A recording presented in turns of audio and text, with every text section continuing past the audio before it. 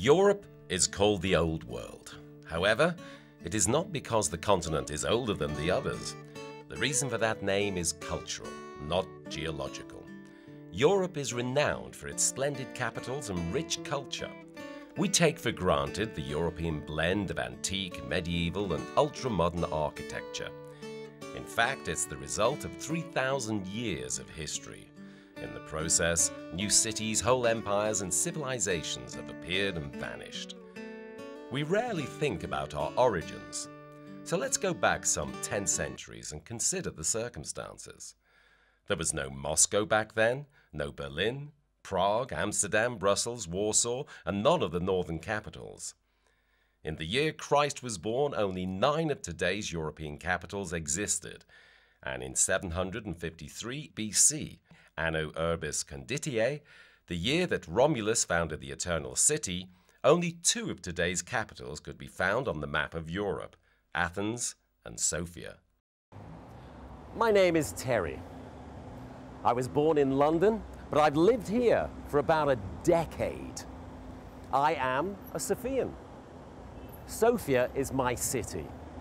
This city's European atmosphere, its Mediterranean spirit makes me feel Celtic, Roman, Thracian, Hellenic. But above all, I feel cosmopolitan. Sofia is ancient, but it hasn't grown old. It's grown extremely wise, like the translation of its name from the Greek, God's wisdom.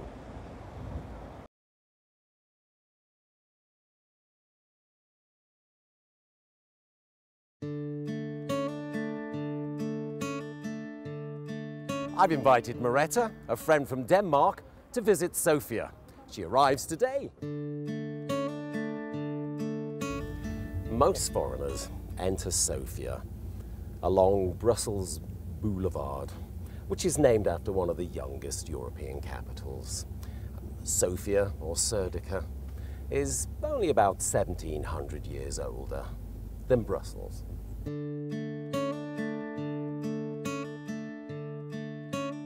During the Neolithic period, 5,000 years ago, there used to exist 2 settlements in place of today's Sofia. Later, the ancient town of Serdica appeared through the mists of time. In the 4th century BC, the Macedonian army of Philip II conquered Serdica. Later, Alexander the Great governed it as well. We find proof of the city's importance in the fact that Ptolemy mentioned it in his treatises in the 1st century AD.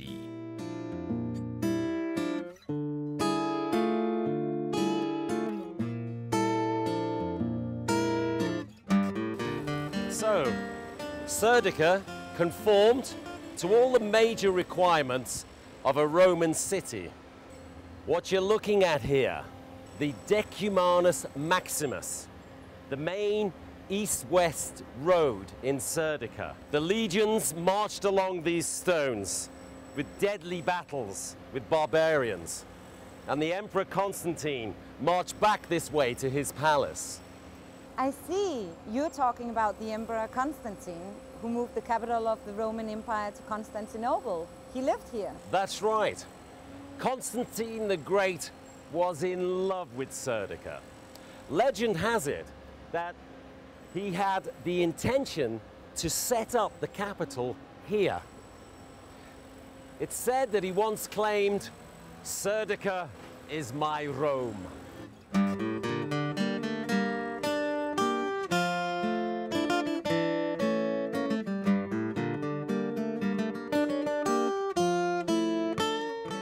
So, these are the remains of the old palace complex.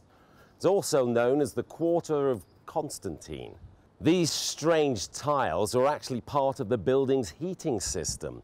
I mean, we're talking 5th century here, you know, when the Romans were thrown out of London by the hordes of barbarians coming from the east. Let me introduce you to the archaeologist Todor Chobanov. This is Maretta. Please, this way. Among the Roman emperors, Constantine was the most important for the development of Europe. In 313 AD, he issued the Edict of Milan, which stopped the persecution of Christians. Christianity became a recognized religion. Suddenly, the empire that had crucified Christ began spreading his religion. Constantine's favorite city became the seat of a bishop and one of the first cities in the world with Christian high officials. This is the oldest functioning church in Europe and one of the oldest in the world, the St. George Rotunda. It was already functioning in 326 AD when the Empress Helena founded and built a church on the Holy Sepulchre in Jerusalem. The church there was destroyed by the Muslims in 1009. The temple in Constantine's palace. It was built of red bricks at the beginning of the 4th century. There are 5 layers of frescoes preserved inside. The first one features images of flowers. It is a Byzantine layer from the 4th century. On top of it, there are 3 layers with Bulgarian frescoes. Angels from the 10th century form the Ascension of Jesus, from the 11th to the 12th century, and a katitor, portrait of a bishop from the 14th century.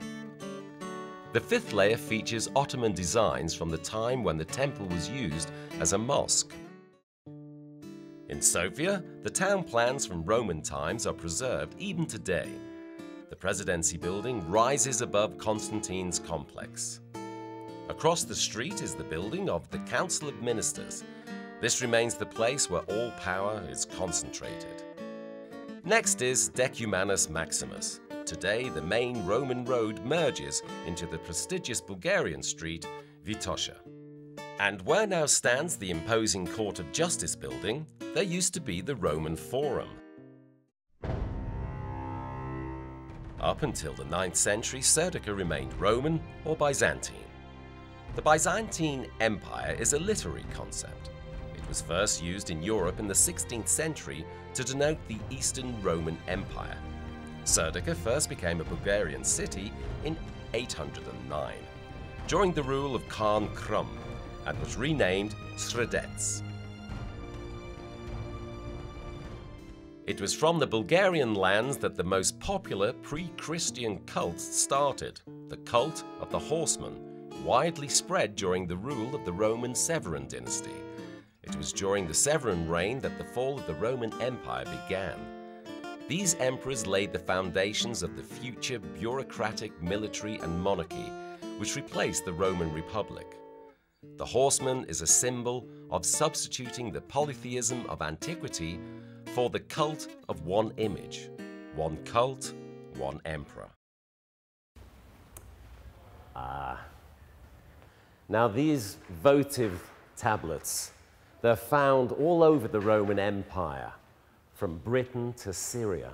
But here, archaeologists found massive numbers of them in a very limited area, which means the cult originated here.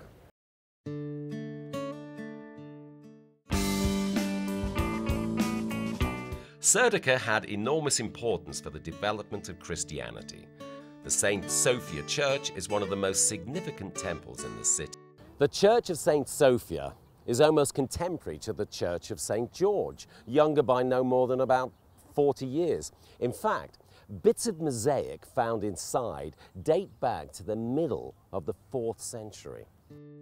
In 343 AD, 318 bishops convened here during the Serdica Council. For a while, Serdica was the spiritual capital of the world. You know, there are not many places in the world where there are so many saints gathered together. Come on, let me show you.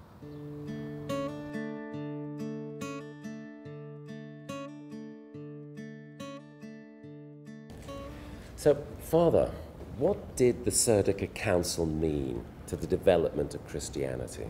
The initial intention was to hold an ecumenical council here, where the hostile bishops of the East and the West would reconcile. But it didn't happen that way. During the Serdica Council, the first version of the Nicene Creed was ratified. The construction of the church lasted 1,600 years. Today's appearance dates back to the rule of Justinian the Great, the last emperor to rule over the whole of the Roman Empire. I believe there is a crypt below, and I've heard that archaeologists keep uncovering new sepulchres and catacombs. During the Serdica Council, the bishops exculpated Saint Athanasius the Great, who had previously been dethroned as Bishop of Alexandria. Most probably the church was initially intended as a cemetery, but during the Second Bulgarian Kingdom, it received the status of a bishop's cathedral. With respect to architecture, it resembles the St. Alexander Nevsky Cathedral. Which is where we're going next.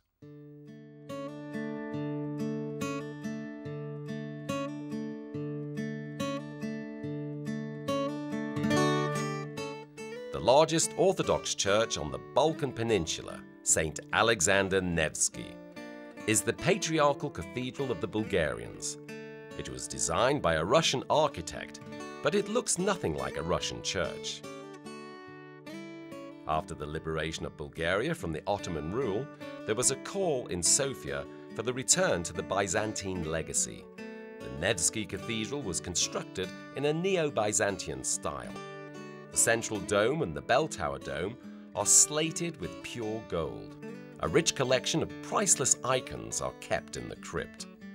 The cathedral itself is constructed with extremely expensive materials of the highest quality: Italian marble, onyx from Brazil, and alabaster. So the dome here is 45 meters high, and if you look around the side, you can see that the gold lettering is actually the Lord's Prayer.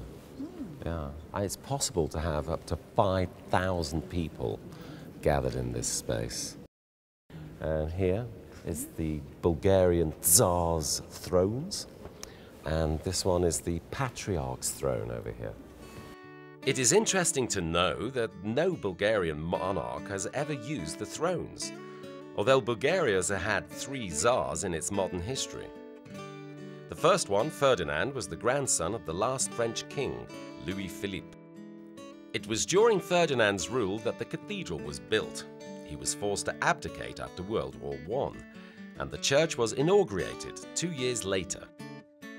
Ferdinand's son, Boris III, would rather stand before the thrones, and the last Bulgarian Tsar, Simeon II, was a minor when the communists forced him out of the country. The church choir of Alexander Nevsky was where Boris Christos' amazing career started. He is often called the greatest basso profundo of the second half of the 20th century. The bell tower is 53 meters high. There are 12 bells altogether, the largest weighing 12 tons and the smallest 10 kilograms. The bell's combined weight is 23 tons. They were cast in Moscow and later transported to Bulgaria. From here you can see all of downtown Sofia, the parliament, the monument of the Russian Emperor Alexander II, who led the Russian troops during the war for liberation of Bulgaria, the Bulgarian Academy of Science. Further, you can see the domes of the Black Mosque, which is now the Sveti Sedmo-Chislenitsi Church. The majority of the old churches in Sofia functioned as mosques during the Ottoman period. Sveti Sedmo-Chislenitsi, however, was built as a mosque and was converted into an Orthodox church as late as the beginning of the 20th century. Excavations uncovered remains of an Asclepius temple from the Roman times. Remnants of an early Christian church were also uncovered in the foundations. Later, the Turks built their mosque on top of them. They left it when they lost Sofia. For a while, the building was used as a prison, leading to its colloquial name, the Black Mosque.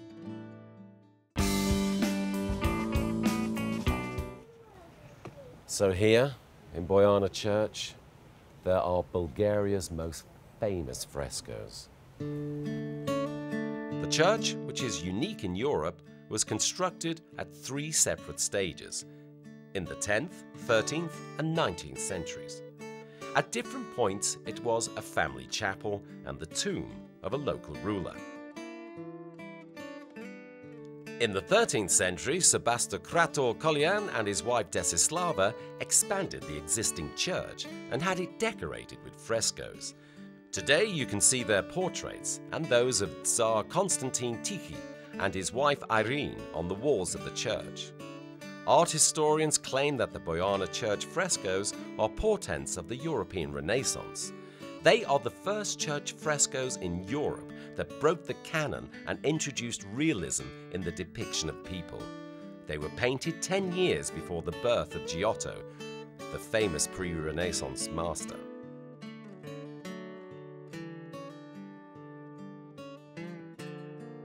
Well, we're going to the peak of Vitosha, and it's called Cherny Vruk, and it's the same height as Mount Olympus. All European capitals are either by the sea or have a river running through them. Sofia is unique because it's situated at the foot of a mountain, Vitosha. It reminds me a lot about the Holmenkollen in Oslo, but this is much bigger. Now, this hut here is called an Aleko. It's actually named after the famous Bulgarian writer Aleko Konstantinov. And he was the man responsible for starting organized tourism here in Bulgaria at the end of the 19th century.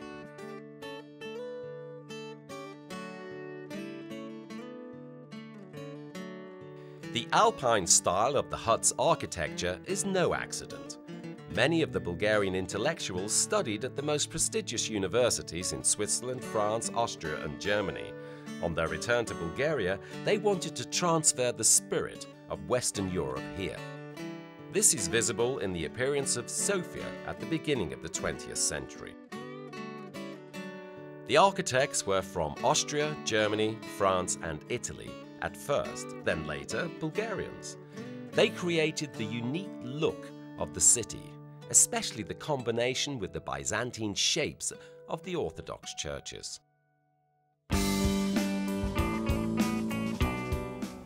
This impressive building was the State Printing House at the beginning of the 19th century. Today, it's the Museum for Foreign Art, and it holds one of the richest collections of traditional Indian work, one of the largest in Europe. The military club was one of the most imposing buildings in Sofia before World War II. It was a place where officers gathered together, where they brought their wives or companions, and grand Vienna balls were organized here. In the 1930s, the legendary Russian opera singer Fyodor Shaliapin sang on the stage of the Grand Hall. But speaking of opera, Rainer Kabayevanska and Nikolai Gayurov's international careers also started in Sofia. The Bulgarian Academy of Science, an elegant building for the guardians of knowledge. The academy is older than the modern Bulgarian state. It was established in 1869, not as a result of the whim of a monarch, the usual case in Europe, but by a group of enthusiasts from the sciences and arts. Sofia University. St. Clement Ohridsky is the oldest higher education institution in Bulgaria. The first professors here were foreigners, mainly Czechs and Austrians, invited here by the Prince Regent Ferdinand. After the October Revolution in Russia, a new wave of professors was invited here, this time mainly White Guard emigrants. The university has always been the center of opposition. The students here were the most vehement anti-monarchists. During the communist era, this was the only place where opponents of the regime congregated and worked. The building was erected thanks to the financial donation of two brothers, whose monuments are seen by the main entrance. Evlogi and Christo Georgiev were rich merchants, millionaires who lived in Romania.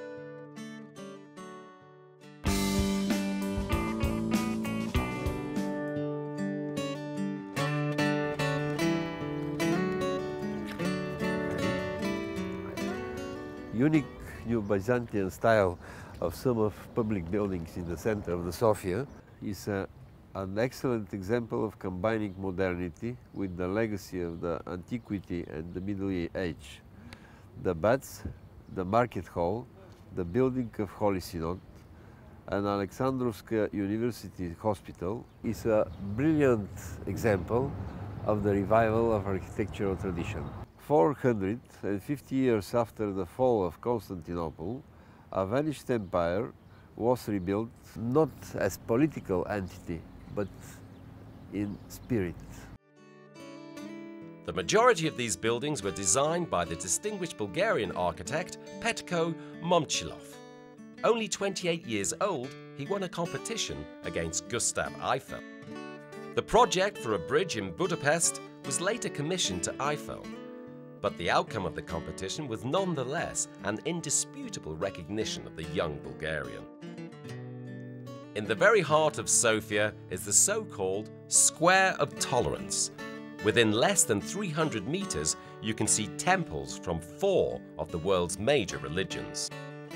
Across the street from the market hall is the Banyabashi Mosque. It was built in the 16th century and was designed by the prominent Ottoman architect Mimar Sinan, the architect of the famous Selimiye Mosque in Odrin and the Suleiman Mosque in Istanbul. This is the Sofia Synagogue. It's the 3rd largest in Europe after the ones in Budapest and Amsterdam. It was built using the design of the Vienna Synagogue. Unfortunately, the original temple was destroyed by Nazi troops. The Catholic Cathedral of St. Joseph. It's a new building, but it's located in the place of the old cathedral, which was destroyed during the World War II bombings. Pope John Paul II personally laid the cornerstone of the new cathedral in 2002. The remains of the canonized Serbian king Stefan Milutin are kept in the Orthodox Sveti Nedelja Church. The body of the saint is preserved intact, and every year the priests of the church dress him in a new set of clothes. They cut the old clothes into little pieces and give them to the believers as sacramentals. Sofia remained Roman even after the fall of Rome, Byzantine after the fall of the Byzantine Empire. The city preserved the spirit of the vanished civilizations, even after the metropolises were gone, after the empires were no more. The Church of St. Sofia in Istanbul was turned into a mosque. The descendants of the ancient Hellenes and Romans in Constantinople were gradually assimilated by the aggressive Ottoman culture, but St. Sofia was preserved here. The people here adapted more easily. They retained the legacies from antiquity and the Middle Ages and managed to extract the best from every conqueror. And this continued for over 3,000 years. The city never ceased thriving, even for a day. Its progress was never interrupted. Rome has 2 histories, as Rome of the Caesars and Rome of the Popes. Constantinople was once the capital of the Vasilius, later of the Sultans, without any continuity between them. Sofia, on the other hand, is at the same time a city of Thracians, of Caesars, of Vasilius, of Sultans, of Tsars, and of the modern world. Everyone leaves their mark here, building upon the previous heritage without destroying it. This is the National Theatre. It's one of the most brilliant examples of European architecture. It was designed by Austrian architects, and it's been thoroughly reconstructed twice. You know, it looked quite similar to the theatres in Zagreb and Graz. That's right. The Viennese architects, Fellner and Helmer, they created some of the most impressive operas and theatre houses in the whole of Central Europe. Come on, let me introduce you to my colleague. Yeah.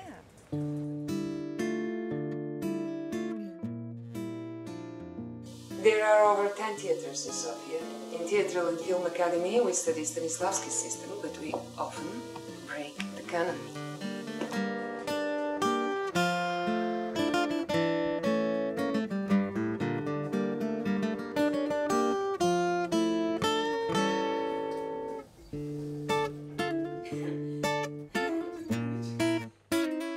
At the inauguration of the National Theatre in 1907, a group of rebellious students booed Prince Ferdinand. As a result, the government was overthrown and the university was closed for a year. Now for something more recent. The National Palace of Culture is really impressive with its proportions and potential to host various events. More steel was used for its construction than for the Eiffel Tower. The palace has 13 halls, and the largest one, Hall 1, has 5,000 seats and excellent acoustics. The National Palace of Culture was erected for the commemoration of the 1300th anniversary of the founding of the Bulgarian state. Sofia's motto is "Growing without aging," and it is quite true. Even as a spiritual capital of the old world, Sofia is not old. It is ancient, which is quite different. In an area of several square kilometers, the whole of Europe is represented, and the whole of European history from antiquity to the present day. In less than an hour, you can experience all the stages of its history. The journey from Rome to Constantinople, which took centuries in time and thousands of kilometers in distance, can be covered in minutes within Sofia.